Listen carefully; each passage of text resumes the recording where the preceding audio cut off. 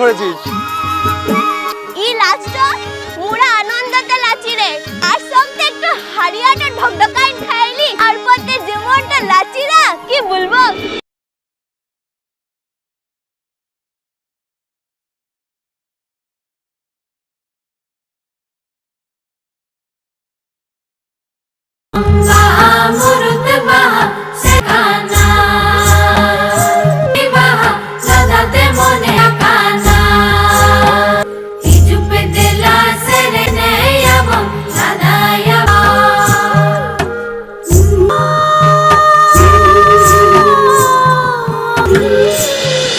তুমি নাকি বলেছো ডক্টর ঘোষের পার্টিতে তুমি যাবে না?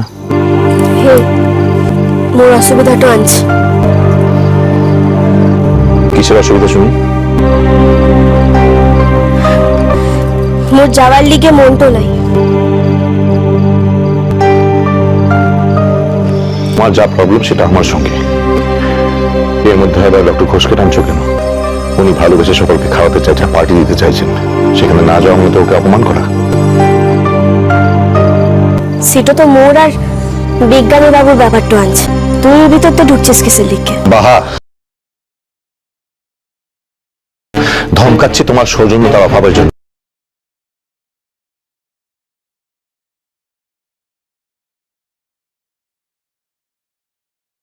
মিঠাই আর প্রকাশের জন্য।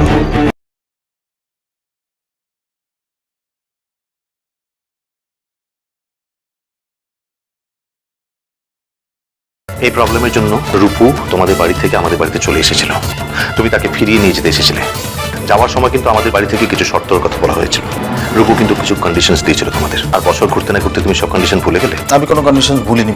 মানে তোমরা যদি আমার পুরো কথাটা শোনো, তোমরা একবার দয়া করে শোনো, তাহলে বুঝতে পারবে যে ঘটনাটা আসলে কি হয়েছিল। কথা শুনতে চায় না আর্য। আমি শুধু একটা কথা জানতে চাই, যে মিষ্টি নামের মেয়েটার জন্য তোমাদের দুটো মানুষের জীবন আলাদা হয়ে যেতে বসেছিল, সেই মেয়েটা আবার কেন তোমাদের বাড়িতে চলে এলো? এই বাড়িটাতে থাকি, এই বাড়িটা আমার নয়, এটা আমার মায়ের বাড়ি। তাহলে তুমি আরেকটা ফ্ল্যাট নিচ্ছ না কেন? সরি, আমার একটা নৈতিক দায়িত্ব আছে। বাবা নেই, আমি আমার মায়ের একমাত্র সন্তান। আমার মাকে ফেলে রেখে আমার বউকে নিয়ে আমি আলাদা ফ্ল্যাটে যেতে পারবো না। তো নৈতিকভাবে বাড়িতে থাকতে পারবে। বড় বাবু, মো অফিসতে যাচ্ছি।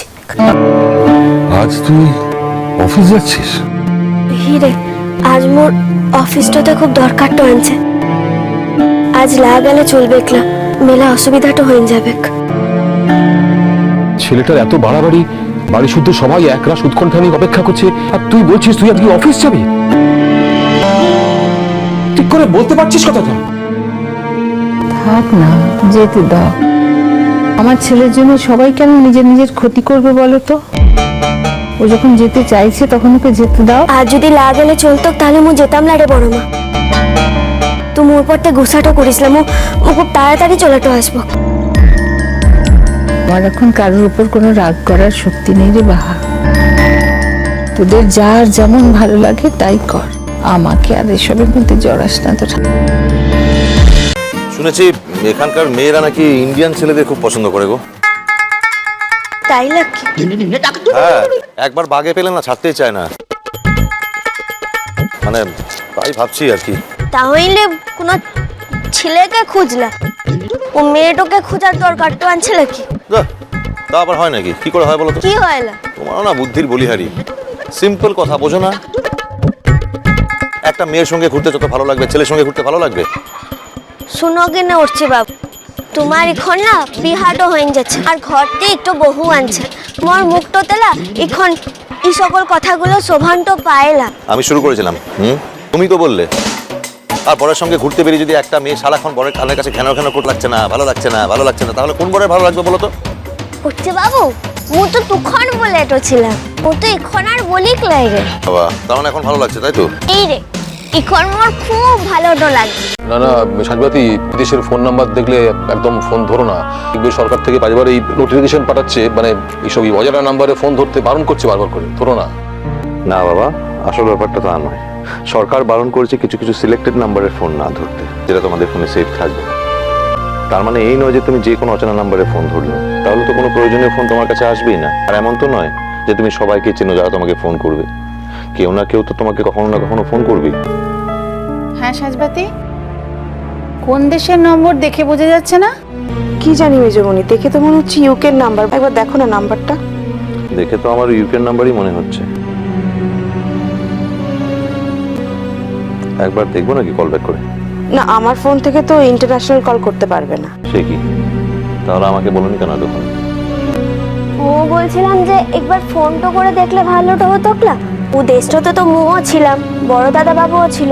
ওর তো মনে হচ্ছে বড় দাদা বাবুর কোনো চেনা পরিচিত তো ফোনটা করতে। হাই অর্চি, কেমন আছো? আর শোনো না, ওই সেদিন তুমি কি সব বললে না, আমার মাথায় ওটা ঢোকেনি। আমি তোমার সঙ্গে কথা বলতে যেতাম, তুমি কি বলেছো বিক্রমকে? ও সেদিন থেকে পাজল হয়ে আছে। ইনফ্যাক্ট তুমি যে কথাগুলো বিক্রমকে বলেছো সেগুলো আমি তোমার মুখ থেকে শুনতে চাই। আমি কিছু ঐতিহাসিক সত্যি কথা বলছি, সময় এলেও নিজেও জানতে পারবে। জানতে পারার কথা, তাতে আমার কোনো কৃতিত্ব নেই,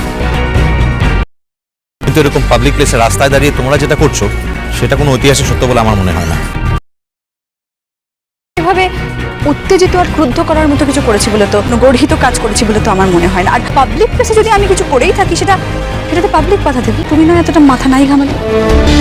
1000, 2000, 3000, 5000। কি হলো? তো ঘামছিস কিসের লেগে? তোর মাথারও ঘোরাইছে নাকি বড় বাবু? থামবে, চলে যা এখান থেকে, চোখের সামনে থেকে যা। তোদের ফাংশন আমি বয়কট করলাম, আমি থাকবো না। কোন কি রে? ওর যেটা পাওয়ার ছিল সেটা তো পেইং যে ছিল। আরেকবার গুনাটলি 1000, 2, 3, 4, 5, পুরো 5ই আনছে। ঠিক আছে, ঠিক আছে, অনেক কিছু হয়ে যাবে।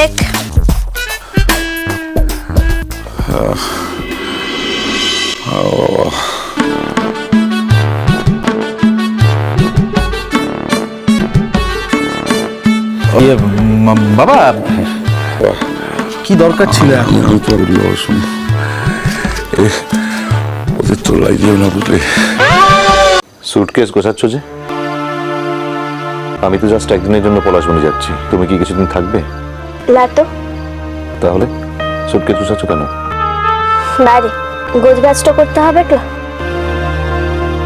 বুঝতে পেরেছি, মনে আনন্দ আর ঢেকে রাখতে পারছো না, এখন থেকে গোছগাছ শুরু করে দিয়েছো। একটা সম্পর্ক ভাঙছে, আমার তো সমস্ত মন জুড়ে এই ভাঙার বাজনা বাজছে। বিসর্জনের বাজনার মতো তাহলে তোমার শুধু আনন্দই হচ্ছে বাহা, তাই তো? বুঝেছি। এখান থেকে ঘোষণাটা করে দিয়েছিস, ও পলাশবনিতে ঘোষণাটা করে দেওয়ার পর তো আর থাকে বাকিটা থাকছে না। তারপর তো কি ঘরটা আটকাইন টাকা চলে বল। এইসব নাগরিক চাতুর্য তোমাকে এখনো মানায় না বাহা। তো চাতুর্য এই যে বললে আঁকড়ে থাকা যায় না, এমন করে বলছো যেন তুমি আঁকড়ে থাকতে চেয়েছো। তুমি তো আঁকড়ে থাকতে চাওনি। মোতর লেগে একটু উপহারটা এনেছি, যদি ইচ্ছাটা হয় সেটা লিস কিনে। কি আছে ওতে? মেলা দিন থেকে দেখি তোরা আগুর ঘড়িটা বন্ধটা হয়ে যায়, ব্যাটারিটা দিলাম সেটা চলিখলাম। তার লিগে মু আগতেই ঠিক করেছিলাম তোর জন্মদিনটাতে মু তোকে একটু ঘড়িটা উপহার দেব। এই প্যাকেটটাতে ঘড়িটা আনছে, যদি ইচ্ছাটা হয় পড়িস কিনে। ওই ঘড়ি আমার চাই না।